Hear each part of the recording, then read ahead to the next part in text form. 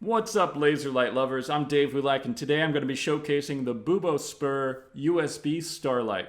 This is the blue light that you can go ahead and pick up right now. There are 3 different modes to it, but first off, let's go ahead and unbox it all. Taking it out of the box, you can see that basically you get the laser light along with a gooseneck. This is a flexible gooseneck, allowing you to change the light and adjust it to whatever angle it is that you want. There is one button on the device itself that allows you to both short press and long press. So when you short press it, you're going to be turning on and off the light, as well as when you go ahead and hold down the button for a few seconds, it's going to change the modes. So what are the modes themselves?